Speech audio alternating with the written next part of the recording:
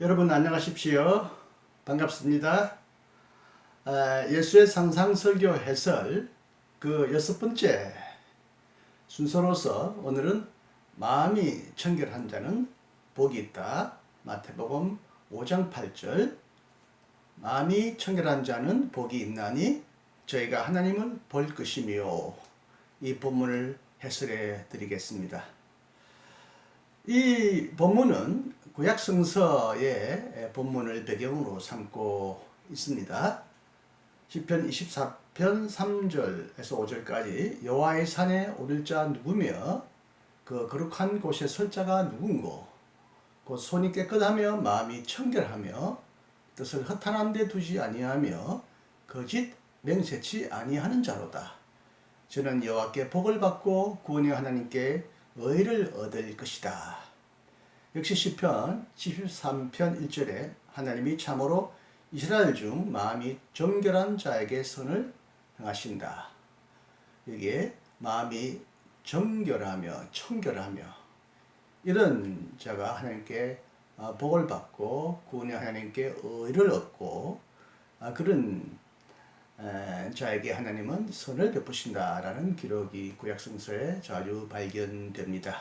이런 말씀을 익히 알고 있는 이스라엘 백성들에게 예수님은 다시 새롭게 마음이 청결한 자에게 복이 있으니 그들이 하나님을 볼 것이라고 새롭게 선포하고 있습니다. 여기서 청결함, 마음의 정결함, 깨끗함이란 무엇을 말합니까? 인간의 가장 엄밀한 내면, 마음 깊숙이까지 온 인간을 지배하는 깨끗함, 생활의 은밀한, 깊숙한, 보이지 않는 내면에 이르기까지 순수하고 진실하다는 것이고, 그래서 위선과 이중성, 이중적인 마음과 행동을 하지 않는다는 것이죠. 특히 무엇보다도 연극하지 않는다는 것입니다. 예수님이 바리새인들을 공격할 때 위선자라고 했던 이 위선자란 말은 연기하는 자, 히포크라테스, 연기하지 않는다, 연기하는 자를 일컫는 말이라고 합니다. 마음이 청결한 자는 연기하면서 마음과 행동을 조작하거나 거짓된 행동을 꾸미지 않고 그래서 숨어 다니지 않는다, 숨바꼭질하지 않는다. 당연히 남을 속이고 한자말로 기만하지 않는다. 솔직하고 정직하다. 또 올바르고 분명하다. 두 마음을 품지 않고 한 마음을 품는다. 사악하고 비열하고 음흉하고 교활하지 않다. 이런 포괄적인 뜻을 가지고 있습니다. 마음의 깨끗함, 청결함은 무엇보다도 외식적인 태도, 바리새인들의 의식적, 의례적인, 외형적인 태도와 날카롭게 대립되어 있습니다. 예수님은 내적인 태도와 외적인 태도의 일치, 내적인 태도와 외적인 행동, 혹은 말과 행동의 일치, 언행일치를 매우 중요하게 생각하셨죠. 그렇기 때문에 예수님은 외적인 청결에만 집착하는 바리새인들을 아주 심하게 꾸짖었고요. 외식과 위선적인 행동을 아주 심하게 나무랐습니다. 예수님이 비난하셨던 바리새인들의 위선은 어떤 것을 말합니까? 성경에는 자주 곳곳마다 이 부분을 드러내고 있는데요. 그 당시에 바리새인들이나 오늘날 유대인들이 보기에는 좀 억울한 점이 있는지 모르겠습니다만은 예수님의 아주 예리한 시선에서 볼 때 그들의 위선은 다음과 같은 것으로 드러났다는 것입니다. 구제 행위를 남에게 자랑한다. 남에게 구제한 것을 떠벌리며 자랑한다는 거죠. 그리고 사람에게 보이려고 길목에서 어귀에서 큰 소리치며 기도한다는 것이죠. 그리고 금식하고 있다는 것을 남들에게 보여주려고 애를 쓴다는 거죠. 그리고 자신의 잘못보다 남의 잘못을 더 부풀리는 그런 행동. 자신의 눈에 들어가 있는 들보는 보지 않고 남의 눈에 있는 그런 작은 먼지, 작은 그런 티를 잡고 티를 본다는 거죠. 그리고 율법의 본질과 내용보다는 그 정신보다는 율법의 형식에 집착해서 치우쳐서 공의와 자비를 행하지 않는다는 거고요.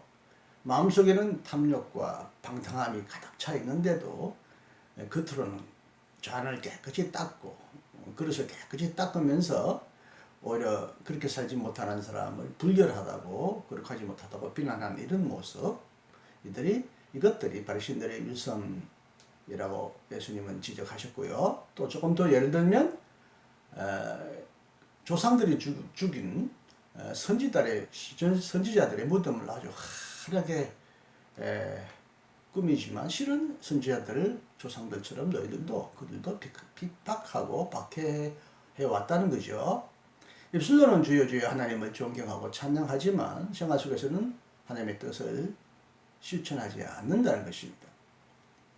안식일에 소나 나귀에게 물을 먹이고 안식일에 병자를 고친 예수님을 그들은 비난했는데 율법뿐만 아니라 그 당시 그들이 더 추구한 수많은 규례에 근거해서 예수님을 아주 엄격히 혹독하게 비판했지만 예수님은 안식일이 누구를 위하여였느냐? 사람이 안식일을 위하여였느냐? 안식일이 사람을 위하여 있느냐?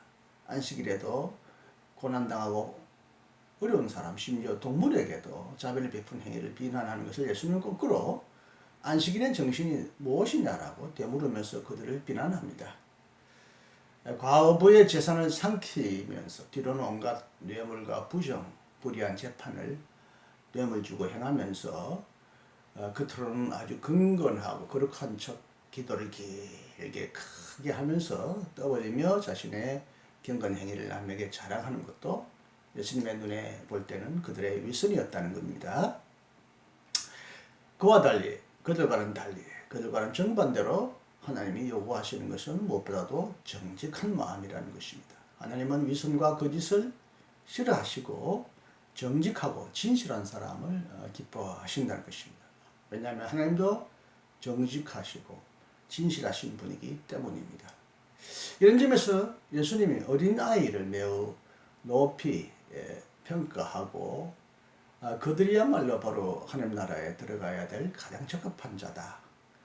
어른이 아니라 어린이를 하나님 나라에 적합한 자의 모델로 삼으신 이유가 무엇이겠습니까?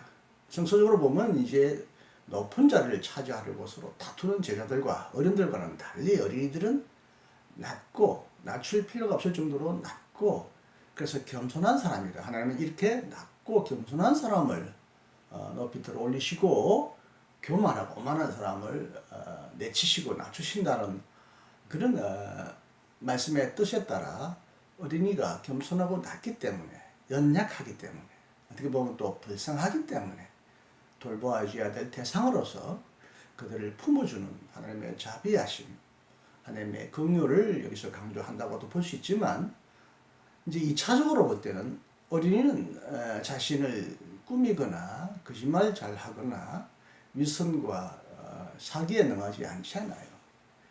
어린이들도 어떤 이유든 자라면서 또 어른의 모습을 보고 모방하면서 가끔 거짓말 하지만 어린이들이 거짓말이 들통날 때는 빨간 얼굴이 빨갛게 되면서 자신의 잘못을 쉽게 토로하지만 어른이 될수록 인간은 자신의 잘못을 끝까지 가리고 거짓을 또 하나의 새로운 거짓으로 덮으려고 하고 거짓이 탄로나면 얼굴이 어린이처럼 빨개지고 아이고 죄송합니다 하고 머리를 까ጭ까ጭ거리면서 죄를 인정하기보다는 끝까지 죄를 인정하지 않고 얼굴이 노란 창백하게 희거나 노랗게 변한다는 이 모습 자체가 어른들은 얼마나 기만적이고 위선적인가 하는 것을 보여주는데 어린이는 거짓말해도 거짓말하는 모습을 드러내고 또 금방 자신의 잘못을 인정할 줄 아는 솔직한 특성을 가지고 있기 때문에 하나님 그리고 예수님도 어린이를 특별히 사랑하셨고 우리 보고 어린아이와 같은 자가 되라고 그렇게 권면하셨다고 봅니다. 마음이 깨끗한 자는 누구냐? 보네포는 그래서 이렇게 말합니다. 자신의 마음을 자신의 죄악으로는 물론 더럽히지 않지만 자신의 선으로도 더럽히지 않는다. 선으로도 마음을 더럽힐 수 있다는 거죠. 이걸 하나의 위선으로 자신의 마음을 더럽힌다고 봐야 하겠죠. 깨끗한 마음이란 어린아이의 단순한 마음이다. 이것도 보네포는 어린아이를 예수님처럼 높이 칩니다. 그들의 마음이 깨끗하기 때문입니다. 선악을 모르는 마음. 선악을 모른다는 말은 선악을 분별할 능력이 없고 분별하려고도 하지 않는다. 마음에 있는 상태 그대로 말하고 행동한다는 거죠. 자고로 여기는 위선과 기만 연극이 없다는 거죠.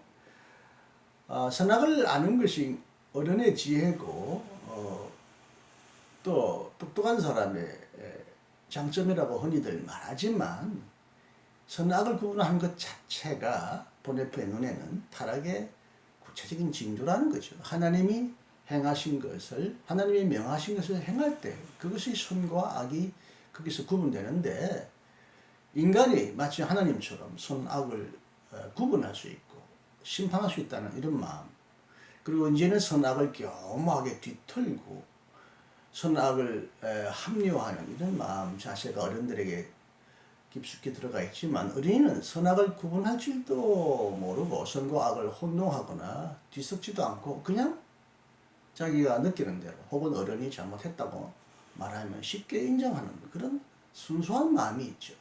이것을 보네포는 타락 이전에 아담의 마음이라고 말합니다. 양심에 지배되는 것이 아니라 예수님의 뜻에 지배되는 마음이라고 또 말합니다. 흔히 양심적인 사람이 착한 사람, 마음이 깨끗한 사람이라고 흔히 말합니다만 양심이라는 것도 얼마나 오염되고 시대와 환경과 문화의 지배를 받는지 양심도 절대적인 선이 아닐 수 있다는 거죠. 그래서 예수님의 뜻, 하나님의 뜻을 받들어 섬기는 것이야말로 순수하고 깨끗하고 신실한 마음이라는 것을 보네포는 그의 유명한 책 나를 따르라 제자의 길을 강조할 때 이런 말을 합니다. 아고스티누스가 오래전에 이런 말을 한 적이 있습니다. 그리스도인의 최고의 복, 최고의 행복은 하나님을 바라보는 것이다. 하나님을 마주보고 얼굴과 얼굴을 보는 것이다. 우리는 지금은 하나님을 희미하게 보지만 최고의 행복, 최고의 구원의 상태는 하나님을 면전에서 얼굴에서 보는 것과 같다라고 말한 적이 있습니다. 이 최고의 행복, 최고의 구원의 상태에 누가 도달할 수 있겠습니까? 누가 하나님을 감히 마주 바라볼 수가 있겠습니까?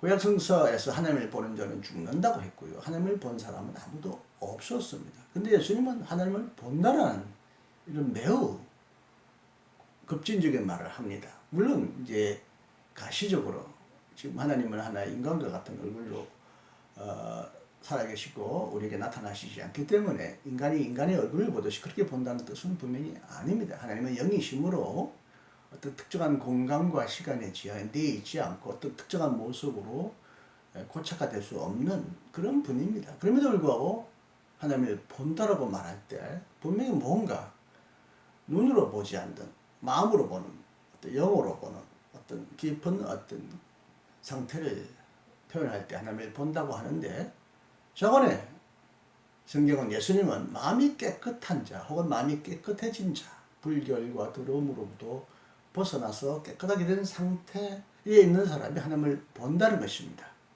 왜냐하면 하나님은 정직하고 깨끗하고 진실하고 거룩한 분이기 때문에 마음이 깨끗한 자, 정직한 자야말로 그런 분을 하나님을 볼 수 있다는 것이죠.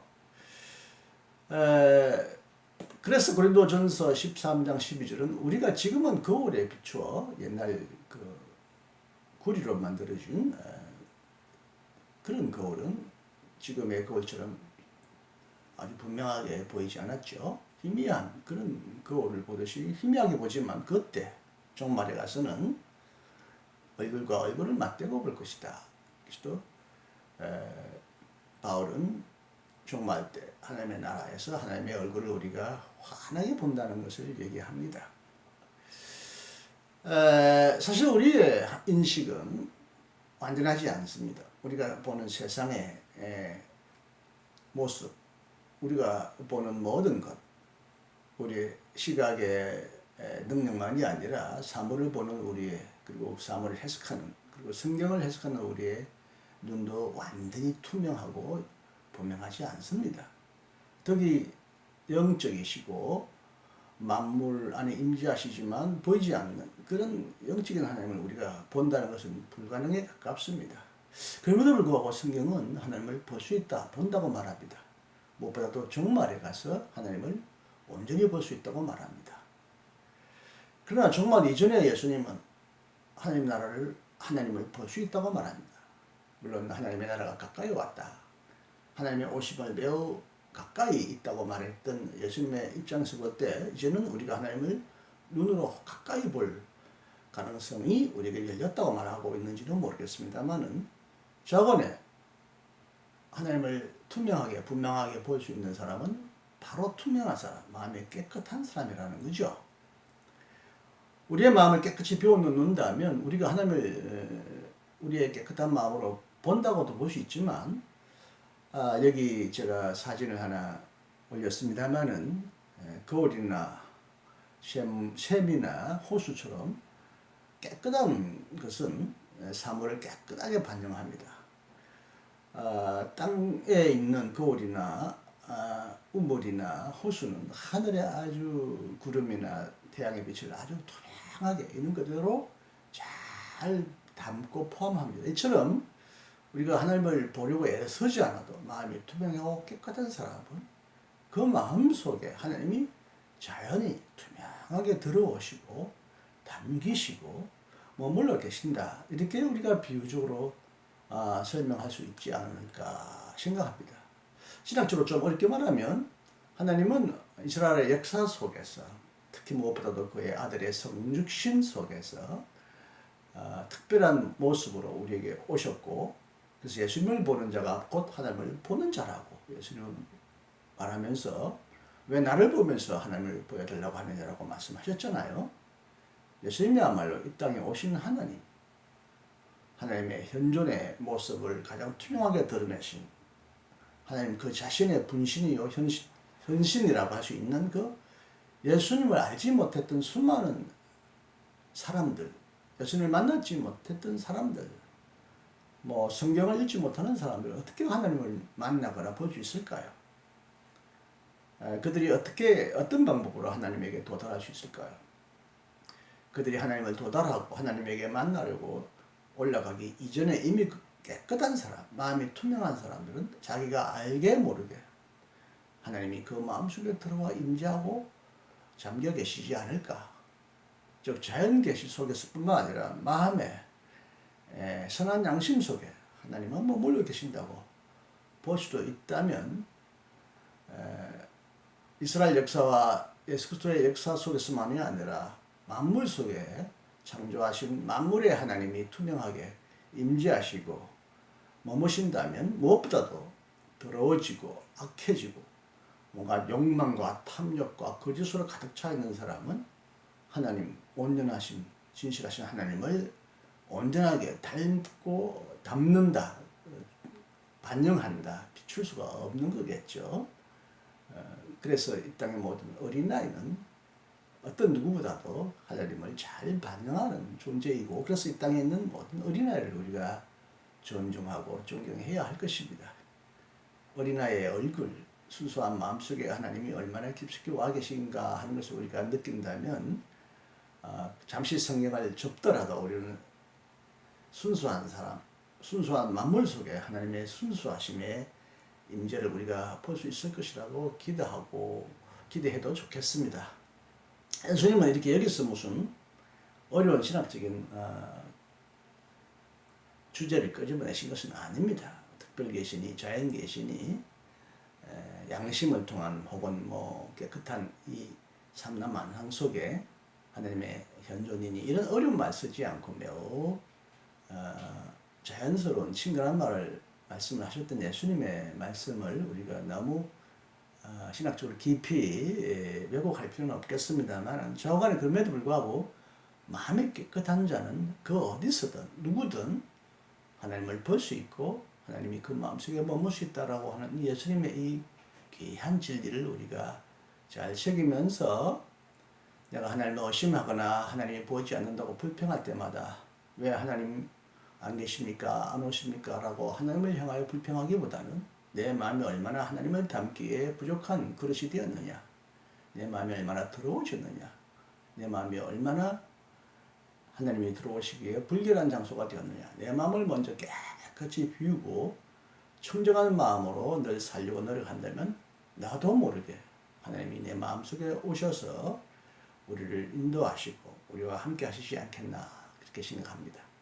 여러분, 미세먼지가 점점 많아지는 이제 계절이 되었지만 미세먼지보다 더 우리를 더럽게 하는 여러 가지 온갖 욕망과 거짓, 가짜, 오늘날도 유튜브 안에서도 얼마나 많은 가짜 뉴스가 파헤치며 우리를 정말 어지럽게 만듭니까?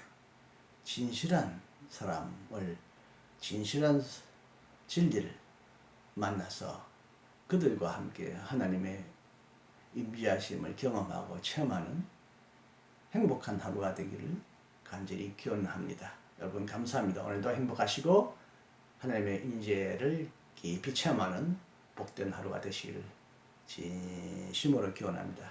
안녕히 계십시오. 다음 시간에 또 뵙겠습니다. 대단히 감사합니다.